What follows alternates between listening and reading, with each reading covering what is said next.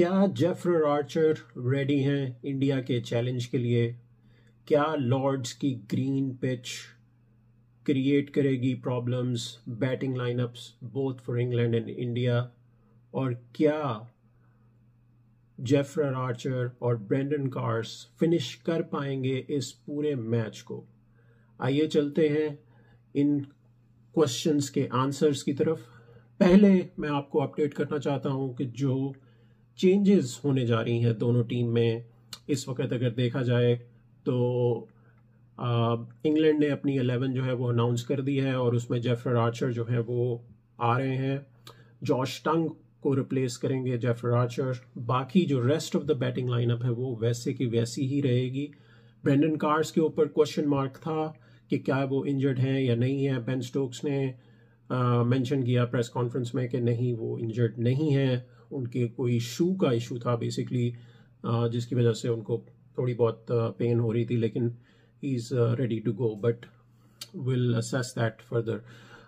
दूसरी तरफ अगर देखें तो इंडिया ने जो है वो अभी तक अपनी 11 का अनाउंस नहीं किया, लेकिन जो लग रहा है और जो इस वक्त इंडिया की आज ट्रेनिंग भी हुई, सब ने ट्रेनिंग में हिस्सा लिया, वहाँ पे जो एनालिसिस है और उसके मुताबिक जो सिचुएशन बन रही है और जो लॉर्ड्स की पिच जो इस वक्त नज़र आ रही है, उससे ऐसा ही लगता है कि इंडिया जो है वो एक ही चेंज करेगा, जिसमें जो है वो प्रतीश कृष्णा जो है वो बैठेंगे बाहर और उनकी जगह आएंगे बुमराह।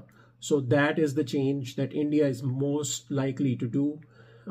ऋषभ पंत से जब ये क्वेश्चन हुआ प्रेस कॉन्फ्रेंस में अबाउट द 11, तो उस पर ऑब्वियसली उन्होंने कोई एक आंसर जो है वो क्लैरिटी के साथ नहीं दिया, उस लिहाज से कि हमें पता चल सके कि 11 क्या है, which is again tactics, so then the opposition is always guessing कि क्या होने जा रहा है। So those are the two changes that England and India are making to their lineup, जो कि कंफर्म्ड हैं। इंग्लैंड की तो लाइनअप ऑलरेडी कंफर्म्ड है, इंडिया की 11 अभी कल हमें मैच शुरू होने से पहले पता चलेगी, लेकिन बुमराह जो है वो डेफिनेटली वापस आ रहे हैं, वो तो कंफर्म हो चुका है। सो मेरा जो एनालिसिस है इसके ऊपर वो ये है कि जो इंग्लैंड है, I think they are missing a trick. इस वक्त जो कंडीशन है, जो बॉलर्स ने 77 ओवर्स फेंके हैं, जॉश टंग ने, फिर ब्रेंडन कार्स और वोक्स, उन्होंने पहले मैच में, और 81 ओवर्स उन्होंने फेंके हैं दूसरे मैच में, तीनों ने मिला के। सो उनका जो वर्कलोड है वो ऑलरेडी बहुत हैवी है, और गस एटकिंसन जो थे उनको ऐड कर लेना चाहिए था इंग्लैंड को। बुमराह जैसे इंडिया में ऐड हुए हैं, वर्कलोड उनको मैनेज किया गया पहले मैच के बाद। सिमिलरली इंग्लैंड को भी आई थिंक इसके बारे में सोचना चाहिए था, लेकिन इंग्लैंड ने ऐसा नहीं किया, और this can come back to haunt them because Jofra Archer already एक 2 साल के गैप से इंजरी से वापस आ रहे हैं।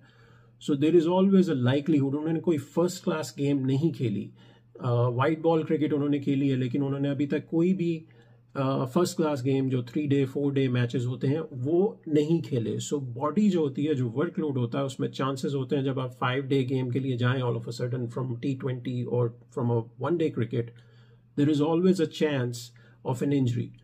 और वहाँ पे अगर उन जेफर आर्चर मैच में अगर during the bowling if he gets a niggle, if he gets injured, and similarly Brydon Carse, Woakes का जो वर्कलोड है वो ऑलरेडी हाई हो चुका है, और अगर वो भी उनमें से भी कोई इंजर्ड हो जाए तो England might and up losing 1 or 2 bowlers in the game.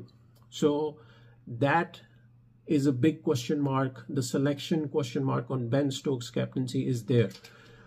मेरे ख्याल से इंग्लैंड को 2 चेंजेस करनी चाहिए थी, और उन्हें जेफर आर्चर के साथ एक और पेसर को लेके आना चाहिए था, और ब्रेंडन कार्स और जॉश टंग को जो है वो उन्हें रेस्ट देना चाहिए था for the upcoming games. But let's see how it all comes up in the game. जब हम मैच के डे बाय डे जो है एनालिसिस को देखेंगे तो उसमें हम देखेंगे कि क्या एक्चुअली हो पाता है। दूसरी तरफ जो इंडिया की लाइनअप है उसमें बुमराह की वापसी तो कंफर्म है, लेकिन जो अभी भी मैं यही सोचूंगा, इवन दो लॉर्ड्स की जो पिच है वो थोड़ी सी ग्रीन टिंज है उसके ऊपर, और पहले 2 दिन जो है वो सपोर्ट करती है लॉर्ड्स की पिच पेसर्स को। लेकिन मुझे ये लगता है कि इंडिया को नीतीश रेड्डी की जगह कुलदीप यादव को खिलाना चाहिए, क्योंकि लॉर्ड्स की पिच जो है वो तीसरे, चौथे और पांचवें दिन, तीसरे दिन के बाद स्पेशली स्पिनर्स को भी मदद देती है। So I think that is what India should be doing, but let's see what they do. दूसरी तरफ शार्दुल ठाकुर का भी नाम लिया जा रहा है कि नीतीश रेड्डी की जगह हो सकता है कि शार्दुल ठाकुर को ऐड किया जाए। So India might go with a proper bowling allrounder instead of Nitish Reddy जो कि एक बैटिंग ऑलराउंडर है। सो लेट्स सी कि इंडिया की लाइनअप क्या बनती है कल। अब चलते हैं लॉर्ड्स की जो कंडीशंस हैं उसके ऊपर। अगर आप लॉर्ड्स के क्रिकेट ग्राउंड को देखें दोस्तों, तो यहाँ पे इस वक्त टोटल हिस्ट्री में लॉर्ड्स की 148 गेम्स हो चुकी हैं, जिसमें से बैटिंग फर्स्ट टीम की जो परसेंटेज है विनिंग की वो 53% है, और जो बैटिंग सेकंड है वो 44% है। सो लेकिन ये ओवरऑल हिस्ट्री है। लास्ट अगर आप 9 गेम्स को देखें तो जो 5 गेम्स हैं वो टीम जिन्होंने चेस किया है, यानी कि बैटिंग सेकंड की है, वो मैचेस जीते हैं लॉर्ड्स पे ज़्यादा। सो रिसेंटली जो हिस्ट्री है लॉर्ड्स की वो है कि अगर आप चेस करने जाएं तो आपको ज़्यादा चांसेस मिलते हैं। उसकी रीज़न ये है कि लॉर्ड्स की जो पिच होती है पहले 2 दिन वो पेसर्स को हेल्प करती है।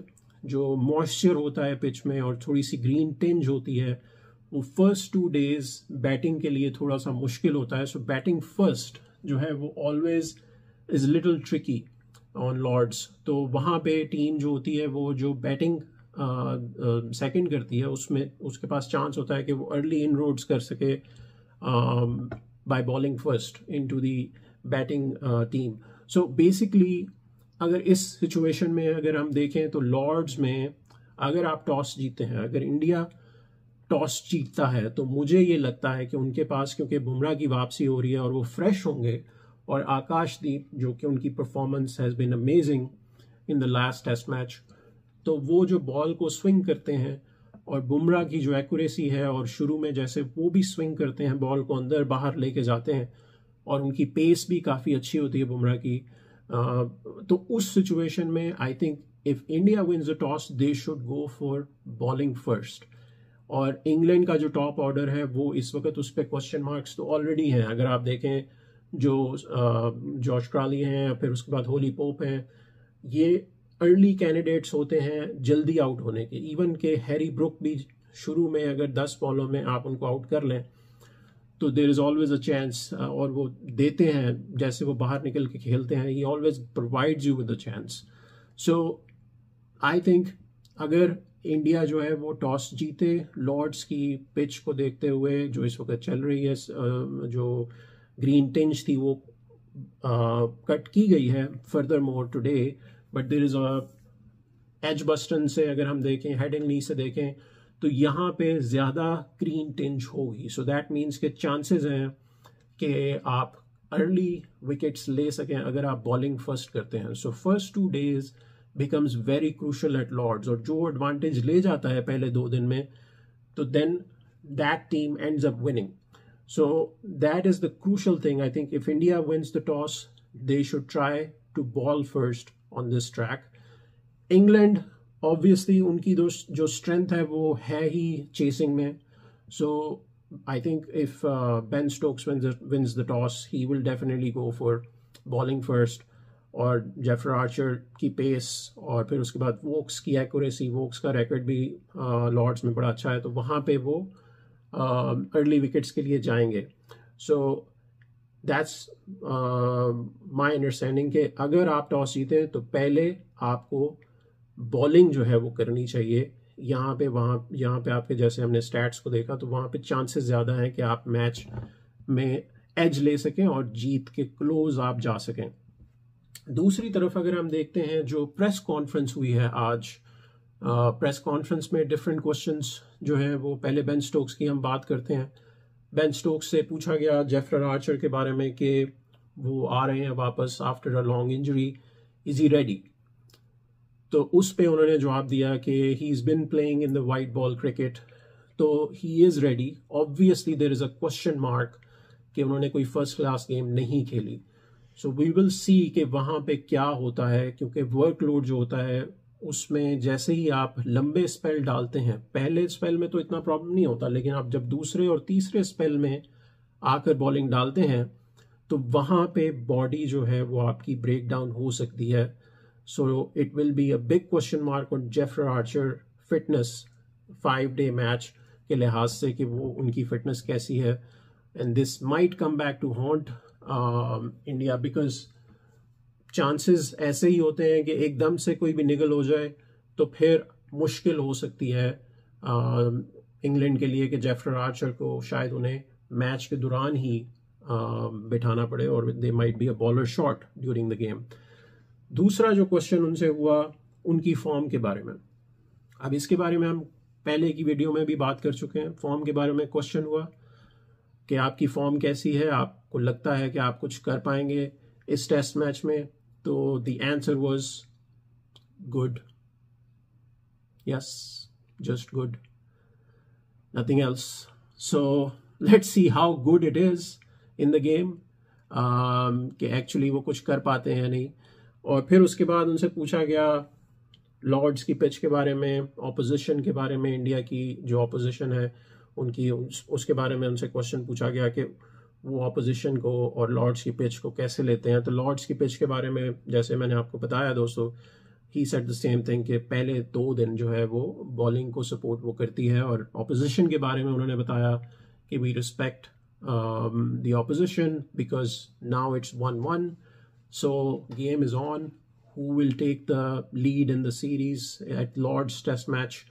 So ये उनकी प्रेस कॉन्फ्रेंस थी. कोई एज सच कोई इन डेप्थ इतना एनालिसिस उस पर है नहीं कि मैं आपको कुछ बताऊं ज़्यादा इस प्रेस कॉन्फ्रेंस के ऊपर. सिमिलरली ऋषभ पंत की जो प्रेस कॉन्फ्रेंस जब वो आए करने के लिए, तो ऋषभ पंत ने जो है वो अगेन उनसे क्वेश्चन हुआ 11 के ऊपर और उनसे पूछा गया कि क्या सिचुएशन हो सकती है इंडिया की कॉम्बिनेशन की. One thing I would say about Rishabh Pant, he is a very respectful and humble गाय. जैसे वो बोलते हैं, जैसे वो अपने आप को कैरी करते हैं, तो उससे कोई उनमें कोई एटीट्यूड नज़र नहीं आता, कोई ऐसा कुछ ऐसा नज़र नहीं आता कि he thinks more of himself. So he is very downgraded, he is very laid back as well. Or he's quite funny as well. So those are good combinations. So Rishabh Pant ने जो है वो यही डेफिनेटली बताया कि बुमराह तो वापस आएंगे, लेकिन अभी तक कॉम्बिनेशन के बारे में वो सोच रहे हैं कि क्या होना चाहिए. उनसे क्वेश्चन हुआ माइक्स जो आवाज़ आती है हमें ऋषभ पंत की while he is wicket keeping, कि वो बैट्समैन को जो है वो बात करते रहते हैं कॉन्स्टेंटली. तो वो उन्होंने मेंशन किया कि this is how he is, you know, he likes to have a chatter throughout the game. लेकिन कुछ चीज़ें जो है वो माइक में आती हैं, कुछ चीज़ें ऑब्वियसली नहीं आती. लेकिन while he's batting तो उसके बारे में भी क्वेश्चन हुआ, तो उसमें उन्होंने कहा कि he normally talks to himself. तो वो चैट अपने आप से करते हैं ताकि वो अपने आप को बकअप कर सकें और मूव कर सकें अपनी इनिंग्स में. जेफरे आर्चर के बारे में उनसे पूछा गया कि वो वापस आ रहे हैं, तो उसके बारे में उनकी क्या ओपिनियन है, weather he is looking forward for the contest. And I like that answer. उससे नज़र आता है कि उनका कॉन्फिडेंस लेवल जो है वो कितना अच्छा है, जिसमें उन्होंने मेंशन किया कि जेफरे आर्चर जो है वो वापस आ रहे हैं. So I am actually happy about that he is coming back और I am looking forward to it. So बहुत कॉन्फिडेंट लग रही है इंडिया की टीम. ऑब्वियसली जो मोमेंटम है इस वक्त वो इंडिया के पास है. इस सीरीज़ में जो उन्होंने लास्ट मैच में मैच जीता है वो इज़ अ की फॉर दिस सीरीज, बिकॉज यहाँ पे मोमेंटम अब शिफ्ट होके इंडिया की तरफ आ चुका है. और आपको याद होगा दोस्तों 2018 में और 2021 में इंडिया ने जो लास्ट 3 गेम्स लॉर्ड्स में खेले हैं उसमें से 2 मैचेस इंडिया ने जीते हैं लॉर्ड्स में, एज कम्पेयर टू जो लास्ट एजबस्टन स्टेडियम था वहाँ पे इंडिया ने कभी कोई मैच नहीं जीता था. सो लॉर्ड्स में इंडिया की हिस्ट्री जो है वो 2-1 है लास्ट गेम्स अगेंस्ट इंग्लैंड. सो यहाँ पे एक एज है इंडिया के पास कि वो उस कॉन्फिडेंस को भी लेके चलेंगे कि हिस्ट्री में भी उन्होंने यहाँ पे अच्छा परफॉर्म किया है और they have good memories from the stadium. So let's see what happens. कल के मैच का जब शुरुआत होती है तो हम उसके बारे में फिर जब डे 1 ख़त्म होगा तो हम आएंगे वीडियो के साथ और हम आपको मज़ीद उसके ऊपर इंफॉर्मेशन देंगे. So those were the updates, dosto. Thank you so much for liking and sharing and subscribing to the channel. Please continue doing that and provide your feedback. And thank you again. मिलते हैं अगली video में.